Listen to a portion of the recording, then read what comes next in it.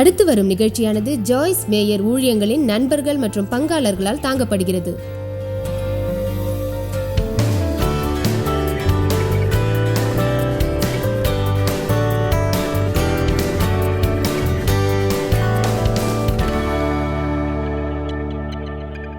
இந்த உலகம் முழுவதும் புண்பட்ட மக்கள் உள்ளனர்.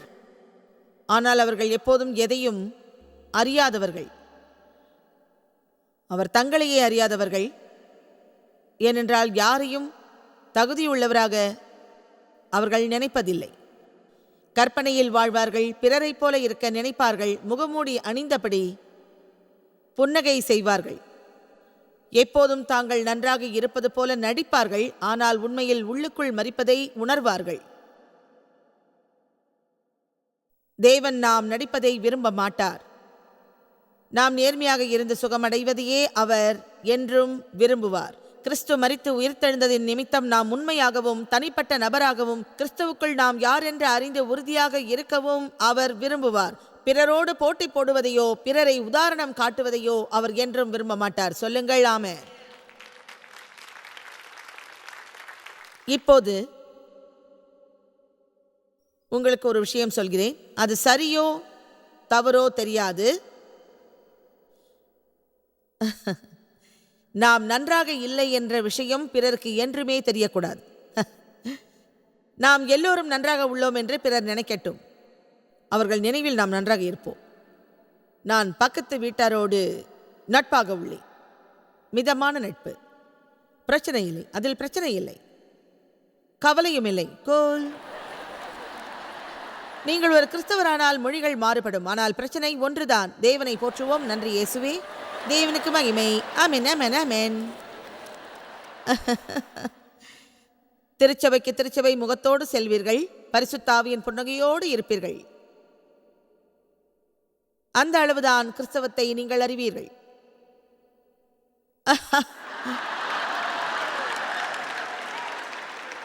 நானும் தேவன் திருச்சபைக்கு செல்லும் போது சண்டை போடுவோம். அதன் கதவுகள் திறக்கும் உடனே தேவனை போற்றுவோம். தேவனுக்கே மகிமை. நன்றி இயேசுவே. ஆமென் ஆமென் ஆமென். பிறகு காரில் ஏறுவோம். வீடு திரும்பும் போதும் சண்டை. அவர் மீது கோபம் வரும். ஏனென்றால் அவர் ஃபுட்பால் பார்க்க விரும்பினார். நான் குளியல் அறைக்கு சென்று அழுவேன். மறுநாள் மன அழுத்தம் இருக்கும். அடுத்த வாரமும் அது தொடரும். அடுத்த வாரம் திருச்சபைக்கு செல்வோம். தேவனை போற்றுவோம். தேவனுக்கே மகிமை. அல்லேலூயா. நீங்கள் யாராவது இப்படி வாழ்கிறீர்களா? நல்ல விஷயம். அது ஏன் என்று சொல்கிறேன். பரிசுத்த ஆவியானவர் எங்களை விலக்கி வைக்கிறார். நாங்களாக பிரிவதற்கு முன் அவர் எங்களை பிரிப்பது நல்லது. பிறகு அவர் அதை ஒழுங்குபடுத்துவார். முடிவில் எல்லாம் சரியாகும். உதவி தேவை என்று நீங்கள் ஒப்புக்கொள்ளும் வரை தேவன் உங்களுக்கு உதவ மாட்டார் என்பதுதான் உண்மை. ஆக முதலில் நீங்கள் தேவனிடம் மண்டியிட்டு சொல்லுங்கள், தேவனே, உம்மை நேசிக்கிறேன். உமது ரட்சிப்புக்கு நன்றி. நான் ஒரு குழப்பவாதி. எனக்கு உண்மை தேவை. ஏமாற்றத்துடன் வாழ நான் விரும்பவில்லை. தேவனே, என் ஏமாற்றத்தை அறியும்படி என் கண்களை திறந்து உண்மையை போதிக்கவும் என்று தினமும் நீங்கள் ஜெபிக்க வேண்டும். ஏமாற்றத்தை பற்றி இன்னும் பல விஷயங்களை அடுத்த முறை சொல்கிறேன். ஏனென்றால் நாம் பல சந்தர்ப்பங்களில் ஏமாற்றப்பட்டோம். எல்லோருக்கும் அந்த பிரச்சனை உள்ளது. நீங்கள் உங்கள் வாழ்வில் சந்தோஷமாக இல்லாதது உங்கள் தவறு. அதை நீங்கள் இழந்ததும் உங்களுடைய தவறுதான். நான் சொல்றதை செஞ்சா அந்த பிரச்சனை உங்களுக்கு வராது. சங்கீதம் 109:22. அதில் தாவீதின் நேர்மையை அறியலாம். நான் சிறுமையும் எளிமையுமானவன். என் இருதயம் எனக்குள் காயப்பட்டு இருக்கிறது. நான் சொல்கிறேன், சங்கீதக்காரன் தாவீது தேவனிடம் உண்மையாக இருந்தார். அவர் எந்த ஒரு போலியான விளையாட்டையும் விளையாடவில்லை என்பதை சங்கீதத்தில் அறியலாம். மீண்டும் சொல்கிறேன், நன்றாக இல்லாதது தவறல்ல. நீங்கள் நன்றாக இல்லாத போது நன்றாக இருப்பதாக சொல்வதுதான் தவறு. இப்படி சொல்லுங்கள், எனக்கு உதவி தேவை, தேவனின் உதவி தேவை என்று. யாக்கோபு 5:16. உங்கள் குற்றங்களை அறிக்கையிட்டு ஒருவருக்காக ஒருவர் ஜெபம் பண்ணுங்கள், நம் மனதும் இருதயமும் ஆவியோடு இருப்பதற்காக. எனவே நம் பாவங்களை நாம் தேவனிடம் ஒப்புக்கொள்ள வேண்டும். அவர்தான் நம்மை மன்னிப்பார். அதே சமயம் நம் மனதில் உள்ளதை பிறரிடம் நாம் வெளிப்படையாக சொல்வது நல்லது. இன்றைய பிரச்சனை என்னவென்றால், விசுவாசமும் கௌரவமும் எங்கோ சென்று விட்டது. கௌரவம் என்ற வார்த்தையை அநேக இளைஞர்கள் இன்னும் புரிந்து கொள்ளவில்லை. நாம் சொல்லும் ரகசியங்களை வெளியில் சொல்லாமல் இருக்கும் நபர்களை அறிவது அவர்களுக்கு கடினமாக உள்ளது. அதற்குரிய சில நபர்கள் உள்ளனர். ஒரு நல்ல நண்பரையோ, நம்பிக்கையான ஒரு குடும்ப உறுப்பினரையோ, ஒரு ஆவிக்குரிய தலைவரையோ நீங்கள் தேர்ந்தெடுத்து அவர்களிடம் உங்களை பற்றி சொல்லலாம். அதற்காக நீங்கள் தொடர்ந்து 20 ஆண்டுகள் யாரிடமும் ஆலோசனை பெற வேண்டாம். உங்களுக்கு ஆலோசனை தேவைப்பட்டால் உங்கள் ரகசியங்களை வெளியிடாத ஒருவரிடம் பேசுங்கள். சில நேரங்களில் ஒருவர் நமக்கு தேவைப்படுகிறார், நம்மிடம் உள்ளதை சொல்ல. தொடர்ந்து பல ஆண்டுகளாக, அதாவது எனக்கு 20 வயது ஆகும் வரை எனக்கு நடந்ததை பற்றி எந்த சமயத்திலும் நான் யாரிடமும் எப்போதும் சொல்லவில்லை. அவ்வளவு ஆண்டுகள் நான் என்னை பற்றி பிறரிடம் ஏன் சொல்லவில்லை? எதற்காக நான் சொல்லவில்லை? அதை யாரிடமாவது சொன்னால் என் தந்தைக்கு தெரிந்து விடுமோ என்ற பயம், பிறரிடம் சொன்னால் என் தாய்க்கு தெரிந்து விடுமோ என்ற பயம். நாம் அப்படி பயத்தில் வாழ்வதையே சாத்தான் விரும்புகிறான். அவன் நமது வாழ்வு அழிக்கப்படுவதை விரும்புவான். பிறரிடம் நாம் எதையும் சொல்லாமல் இருக்கும்படி அவன் செய்வான். விபச்சாரம் செய்பவர்கள் அதை மறைத்தாலும் ஏதாவது ஒரு வழியில் பிறருக்கு அது தெரிந்துவிடுமோ என்று பயப்படுவார்கள். ரகசியங்கள் புதைந்தாலும் இறக்காது, அது நம்மை விழுங்கும். எனவே நமது தவறுகளை ஒருவருக்கொருவர் பேசுவதன் மூலம் நாம் நிம்மதி அடையலாம். சில நேரங்களில் உங்களுக்குள் பிரச்சனை இருந்தால் உங்கள் எதிரி உங்களை தாக்குவான். அதிலிருந்து நீங்கள் மீள முடியாது. ஒரு சமயம் ஒருவர் மீது எனக்கு பொறாமை இருந்தது, அதில் எனக்கு பிரச்சனை இருந்தது. ஆனால் தொடர்ந்து அப்படி இருப்பதை விரும்பவில்லை. அது முட்டாள்தனமானது. இருந்தாலும் அதிலிருந்து என்னால் விடுபட முடியவில்லை. எனவே அதை தேவனிடம் கூறி எனக்காக அவர் ஜெபிக்க வேண்டும் என்று தேவனிடம் வேண்டினேன். நமக்குள்ள பிரச்சனை பற்றியும் நாம் செய்தது பற்றியும் யாரிடமாவது சொல்வது மிகவும் நல்லது. அப்படிப்பட்ட தன்னடக்கமானது நம்மிடம் இருந்தால் நமக்கு தேவனின் உதவியை அது பெற்றுத்தரும். தேவன் பணிவுக்கு உதவுவார். எனக்கு உதவி தேவை என்று கேட்பவர்களுக்கு நிச்சயம் அவர் உதவுவார். எனவே நான் சொல்கிறேன், இருட்டில் இருக்காதீர்கள். எதையும் வெளிச்சத்துக்கு கொண்டு வாருங்கள்.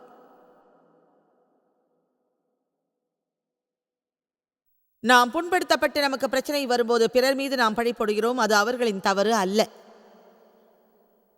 பழி போடுதல் தோட்டத்தில் தொடங்கியது.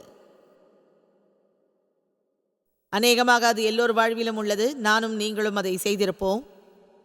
நான் தாமதமாக வேலைக்கு போனால் பிறர் மீது பழி போடுவேன்.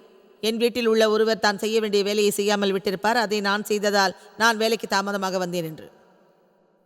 உண்மைதானே? அப்படி எதுவும் நடக்காமல் இருக்க நாம் சீக்கிரமாக எழுந்து நம் வீட்டு வேலைகளுக்காக சிறிது நேரத்தை ஒதுக்க வேண்டும். அப்படி நாம் திட்டமிடாததுதான் தாமதத்திற்கு காரணம். உங்கள் பிரச்சனைக்கு பிறர் மீது பழி போடுவதற்கும் பிறர் பிரச்சனைக்கு உங்கள் மீது பழி போடுவதற்கும் இடம் கொடாதீர்கள். இது என் தவறு அல்ல, வேறு ஒருவர் தான் இதை செய்திருக்கிறார் என்று சொல்லுங்கள். அது ஏன் தெரியுமா? ஒருவேளை நீங்கள் செய்தது தவறு இல்லாமல் இருக்கலாம், ஆனால் அதுவே உங்கள் தாமதத்திற்கு காரணமாக இருக்கக்கூடாது. என்னை பற்றி தேவன் அக்கறை காட்டியதை முதலில் அறிந்தேன். அது நான் காப்பாற்றப்பட்டதற்கான உடன்படிக்கை அல்ல. அதை பற்றி பரலோகம் செல்லும் வரை நான் குழப்பமடைந்தால் அங்கே எனக்கு இடமிருந்தாலும் குறைவான சந்தோஷமே எனக்கு இருக்கும். என் குழப்பமே அதற்கு காரணம். என் கடந்த கால வாழ்க்கையில் எனக்கு ஏற்பட்ட நிகழ்ச்சிகளால் என் ஆத்மாவில் குழப்பம் இருப்பதை நான் உணர்ந்தேன். அப்படிப்பட்ட எல்லா பிரச்சனைகளும் தீர்வதற்கு வேதத்தில் சத்தியம் உள்ளது. எனவே அந்த வலியோடு இனிமேலும் நான் வாழ மாட்டேன். தேவன் அதை நிச்சயமாக நிவர்த்தி செய்வார். நான் இனிமேல் நடப்பதை பற்றியே நினைப்பேன். ஏற்கனவே கிறிஸ்து தமது இரத்தத்தின் மூலம் நமக்கு விடுதலை வழங்கி உள்ளார். எனவே என் வழக்கமான பணிகளை நான் செய்வேன். ஏனென்றால் நாம் வாழ்வில் ஆனந்தமாக இருப்பதற்காகத்தான் இயேசு மரித்துள்ளார். அதை பற்றி நீங்கள் அறியாமல் இருக்கலாம். உங்களுக்கு போதைப் பொருட்கள் கிடைக்கலாம். அதை நீங்கள் பயன்படுத்தினால் எல்லா பிரச்சனைகளும் வரும்.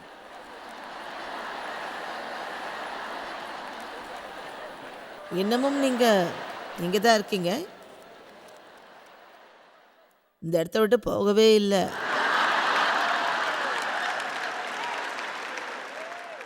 இயேசுவுடன் நாம் தொடர்பு கொண்டால் அது ஒரு புனித தொடர்பாகும். அதை நான் நேசிக்கிறேன்.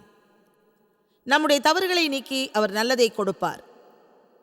உதாரணத்திற்கு, நான் தேவை மணமுடித்த போது என்னிடம் கார் இல்லை, அவரிடம் கார் இருந்தது. அது பற்றி நான் அவரிடம் சொன்னதும் அவர் ஒரு கார் கொடுத்தார்.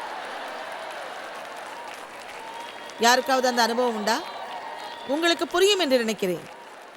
அடுத்ததை பார்ப்போம். நீங்கள் கிறிஸ்துவை அடைந்ததாக சொன்னால் அது நிறைவேறியது என்று அர்த்தம். உங்களிடம் இல்லாதவற்றை அவரது நன்மை நீக்கிவிடும்.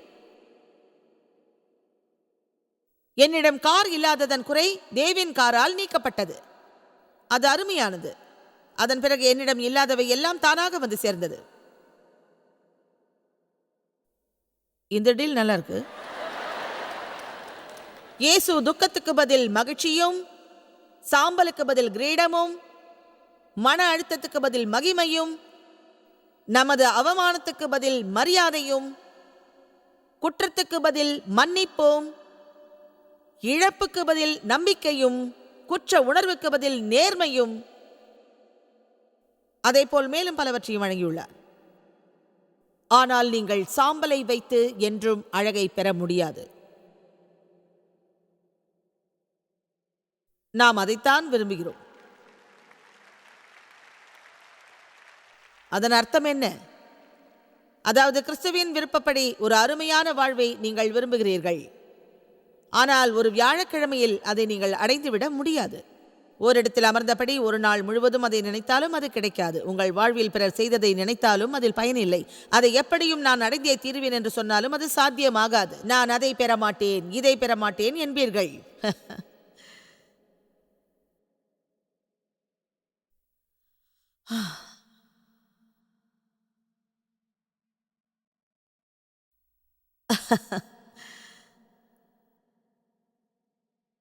உங்களிடம் உள்ள சாம்பலை எரியுங்கள், அதை கைவிடுங்கள், உங்களுக்கு அழகு கிடைக்கும். ஆமென். என்னுடைய சகோதரன் 3 ஆண்டுகளுக்கு முன்பு குடி மற்றும் போதை பழக்கத்தாலும் மன உளைச்சலாலும் இறந்தான். அவன் என்னை விட 9 வயது இளையவன். அருமையாக வாழ அவனுக்கு எல்லா வாய்ப்பும் இருந்தது. இன்று எங்கள் குழுவில் ஒருவனாக இந்த கூட்டத்தில் அவன் இருந்திருப்பான். பல ஆண்டுகள் இருந்திருப்பான். அவன் கதை முழுவதையும் சொல்ல எனக்கு நேரமில்லை. ஒரு கட்டிடத்தில் அவன் உடல் இருந்தபோது அது முழுவதும் அழுகிய நிலையில் இருந்தது. பிறகு அவனை அடக்கம் செய்தோம். அவனது சாம்பல் எங்களுக்கு அனுப்பப்பட்டது. அதை ஒரு அருமையான இடத்துக்கு எடுத்துச் சென்று அவன் சாம்பலை தூவினோம். நாங்கள் விரும்பியும் அவனுக்கு நல்ல வாழ்க்கை அமையவில்லை. கடைசியாக அவன் சாம்பலை ஒரு இடத்துக்கு நாங்கள் எடுத்து வந்தோம். அவனது கடந்த கால வாழ்க்கையை நினைத்து அதை நாங்கள் செய்தோம். தேவன் அவனை அழைத்து கொண்டார். அவன் கிறிஸ்துவை இரட்சகராக ஏற்றான். ஆனால் அவன் திருந்தவில்லை. அவன் ஒரு குழப்பவாதி. தேவன் அவனிடம் கருணையோடு இருந்தார். அவன் எங்கள் வேதனையை அறிந்ததோடு எங்கள் சூழ்நிலையையும் மிக நன்றாக அறிந்திருந்தான்.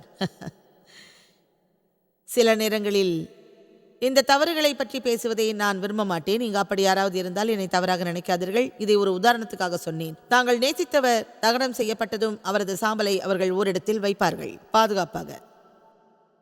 இது உங்கள் வாழ்க்கைக்கும் பொருந்தும். உங்கள் கடந்த கால சாம்பலை ஏதோ ஒரு இடத்தில் வையுங்கள். அடிக்கடி அதை பற்றி நீங்கள் நினைக்காதீர்கள். ஆனால் சில நேரங்களில் அதை தேடிச் சென்று நிச்சயம் பார்ப்பீர்கள்.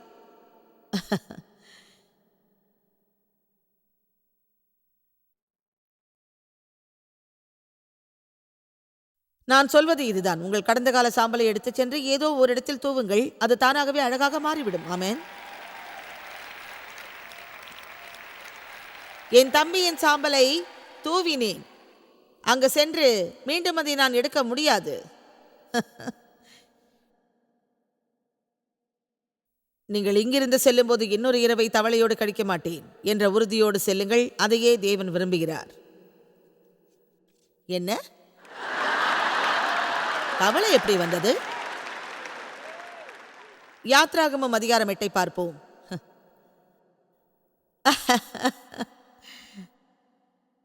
உண்மையில் அதை நான் இப்படித்தான் அழைப்பேன். மேலும் ஒரு தவளையுடன் என்பேன். யாத்ராகமம் 8. எகிப்தில் அடிமைகளாய் இருந்த இஸ்ரவேலர்கள் தங்களை விடுவிக்க ஒருவரை அனுப்புமாறு கதறினர். மோசே, அவர் ஒரு தேவ மனிதன், அவர் அனுப்பப்பட்டார். பார்வோன் பிசாசின் பிரதிநிதியாக இருப்பவன். அவர்களின் விடுதலையை விரும்பவில்லை. எனவே தேவன் கொள்ளை நோய்களை அடுத்தடுத்து அனுப்பி, என் மக்களை நீ அனுப்பாவிட்டால் இன்னும் மோசமாக வாழ்வாய் என்றார். அதில் ஒரு கொள்ளை நோய்தான் தவளை. அதிகாரம் 8:1. அப்பொழுது கர்த்தர் மோசேயை நோக்கி, நீ பார்வோனிடத்தில் போய் எனக்கு ஆராதனை செய்ய என் மக்களை அனுப்பிவிடு என்றார். இப்போது உங்களிடம் கேட்பது இதுதான். நாம் பிசாசிடம் கூறுவோம், தேவனின் மக்களை அனுப்பிவிடு, அவர்கள் தேவனுக்கு ஊழியம் செய்யட்டும். ஆமென். இப்போது நான் தேவனின் சார்பாக உங்களிடம் சொல்கிறேன், தேவன் சொன்னார், என் மக்களை அனுப்பிவிடு. ஆமென். நீ அவர்களை அனுப்பிவிட மாட்டேன் என்பாயாகில் உன் எல்லை முழுவதையும் தவளைகளால் வாதிப்பே. நதி தவளைகளை திரளாய் பிறப்பிக்கும். அவைகள் உன் வீட்டிலும் உன் படுக்கை அறையிலும் உன் படுக்கையின் மேலும் உன் வேலைக்காரர் வீடுகளிலும் உன் மக்களிடத்திலும் உன் அடுப்புகளிலும் மா பிசுகிற உன் தொட்டிகளிலும் வந்து ஏறும். தேவனின் அந்த சித்திரத்தில் தவளைகள் இருந்தன. எங்கு பார்த்தாலும் தவளைகள். உங்கள் வாழ்வில் துன்பம் இருந்தால் நீங்கள் செல்லும் இடங்களிலும் அது இருக்கும். தவளைகள், சுய சோக தவளைகள், கோபத்தவளைகள், வெறுப்புள்ள தவளைகள், எதிர்ப்பு தவளைகள், அவை உங்களிடம் உள்ளதா? ஏதோ ஒரு தவளை. மேலும் கர்த்தர் மோசேயினிடத்தில், நீ ஆரோனை நோக்கி, நீ உன் கையில் இருக்கிற கோலை நதிகள் மேலும் வாய்க்கால்கள் மேலும் குளங்கள் மேலும் நீட்டி எகிப்து நாட்டின் மேல் தவளைகளை வரும்படி செய் என்று சொல் என்றார். அப்படியே ஆரோன் தன் கையை எகிப்தில் உள்ள தண்ணீர்கள் மேல் நீட்டினான். அப்பொழுது தவளைகள் வந்து எகிப்து நாட்டை மூடிக்கொண்டது. மந்திரவாதிகளும் தங்கள் மந்திர வித்தையினால் அப்படி செய்து எகிப்து நாட்டின் மேல் தவளைகளை வர பண்ணினார்கள். இது ஒரு உற்சாகமான விஷயம். ஏனென்றால் அங்கிருந்த பார்வோன் ஜெபிப்பதற்கு பதிலாக, தேவனே புரிந்தது, தவளைகளை ஒழிக்கிறேன் என்றான். அவன் மக்களின் பிரச்சனையை தீர்க்க முயன்ற போது அதிகமான தவளைகள் அங்கு வந்தன. புரிந்ததா? நீங்கள் போய் மக்களின் பிரச்சனையை தீர்க்க முடியாது. தேவன் மட்டுமே அதை தீர்ப்பார். நீங்கள் அதை செய்தால் மேலும் தவளைகள் தான் வரும்.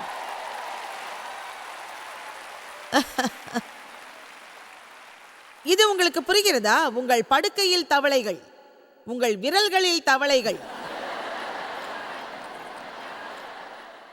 வசனம் 8. பார்வோன் மோசேயையும் ஆரோனையும் அழைப்பித்து, அந்த தவளைகள் என்னையும் என் மக்களையும் விட்டு நீங்கும்படி கர்த்தரை நோக்கி வேண்டிக் கொள்ளுங்கள்.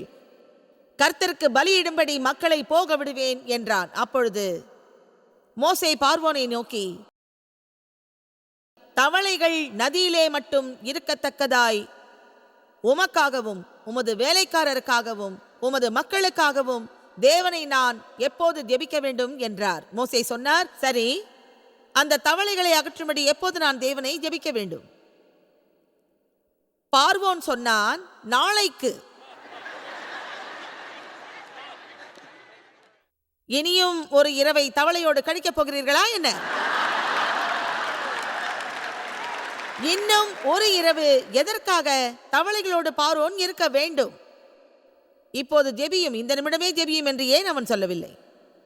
இங்க உள்ளவர்களில் யார் இப்படி சொல்வீர்கள், தவளைகளோடு இன்னொரு இரவு நான் இருக்க மாட்டேன் என்று? உங்களுக்கு தெரியுமா, நாளை என்பது ஆங்கில மொழியில் மிகவும் அபாயகரமான வார்த்தையாக உள்ளது.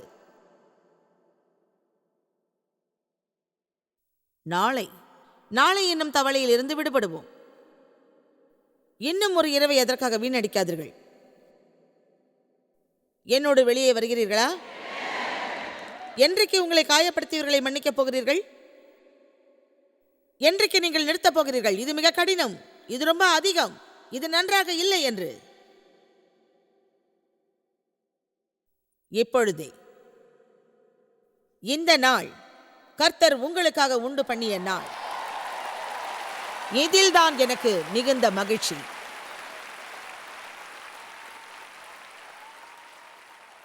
உங்கள் வாழ்வின் முக்கியமான நாள் இது. கிறிஸ்து என்னை அழைத்த நாள் என்று நீங்கள் சொல்வீர்கள். உங்களில் பலருக்கு அது இந்த நாளாகவும் இருக்கலாம். என் திருமண நாள் அல்லது எனக்கு பிள்ளை பிறந்த நாள் என்று சிலர் சொல்லலாம். அது எல்லாமே தவறு. உங்கள் வாழ்வில் மிகவும் முக்கியமான நாள் இதோ இந்த நாள்தான், இன்றுதான். ஏனென்றால் இந்த நாளில் நீங்கள் இருப்பதென்பது உறுதி செய்யப்பட்டது ஆகும். நீங்கள் நேற்றைய நாளை மீண்டும் பெற முடியாது. நேற்றைய நாளுக்கு நீங்கள் மீண்டும் போக முடியாது. எனவே இன்றே ஒரு தீர்மானம் எடுங்கள். இன்னும் ஒரு இரவு நீங்கள் தவளைகளோடு இருக்கப் போகிறீர்களா? 20 வருடங்களுக்கு முன்னால் உங்கள் வாழ்வை ஒருவர் கழித்ததை இப்போது நீங்கள் செய்ய போகிறீர்களா? இந்த நாளை நீங்கள் மகிழுங்கள். உங்களுக்கு சாம்பலுக்கு பதில் கிரீடம் கிடைக்கும், துக்கத்துக்கு பதில் மகிழ்ச்சி கிடைக்கும். அதை போற்றுவோம். ஆமென். இயேசு ஒரு சிறிய அளவு உணவின் மூலம் ஆயிரக்கணக்கான மக்களுக்கு உணவு வழங்கினார். அந்த கூட்டத்திற்கு அது போதுமானதல்ல. சில ரொட்டி துண்டுகள், ஒரே ஒரு மீன். ஆயிரக்கணக்கான மக்கள் இருந்தார்கள். அப்போது அவர் சொன்னார், என் உணவை தருகிறேன், அதை நீங்கள் உண்ணலாம் என்று. பிறகு இயேசு தன் அற்புதத்தால் அதை பல மடங்கு அதிகமாக்கினார். அதை அங்கிருந்த அனைவரும் உண்டார்கள்.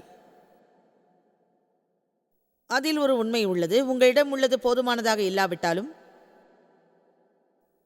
அதை தேவனிடம் நீங்கள் கொடுங்கள். இன்று உங்கள் குழப்பமான, மனம் ஒடிந்து போன, துக்கமான வாழ்க்கையை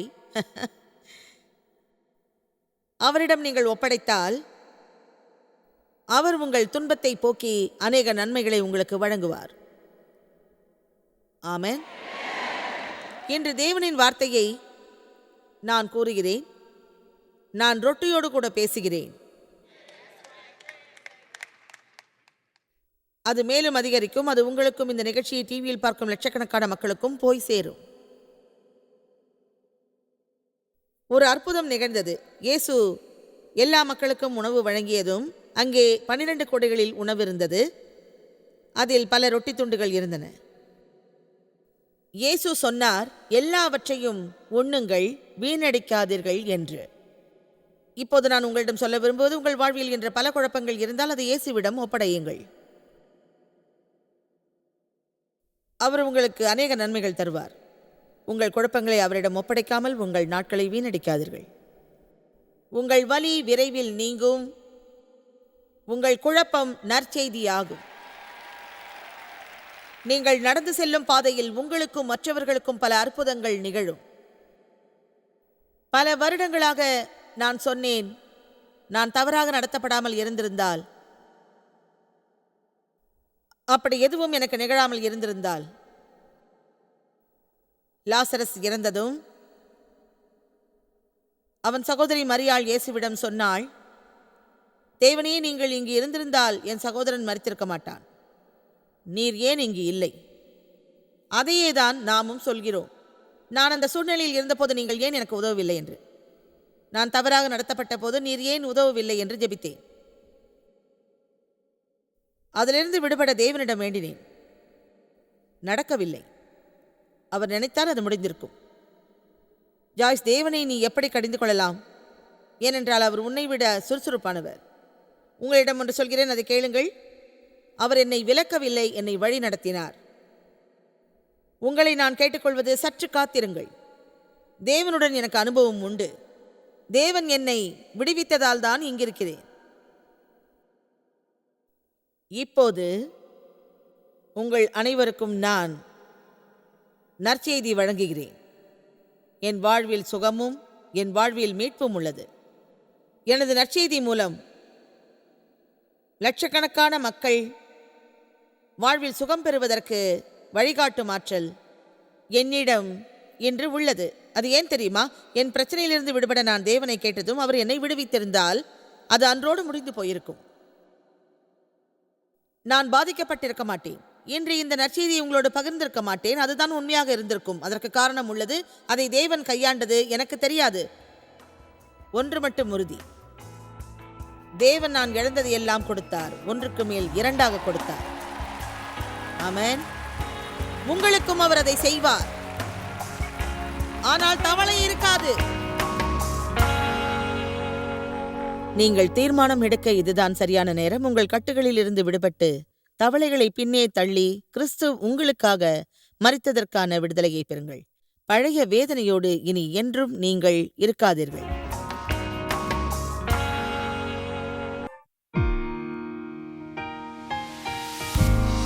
இந்த ஊழியத்தை உலகமெங்கும் சாத்தியமாக்கும் நண்பர்களுக்கும் பங்காளர்களுக்கும் எங்களது நன்றியையும் பாராட்டுகளையும் தெரிவிக்கிறோம்.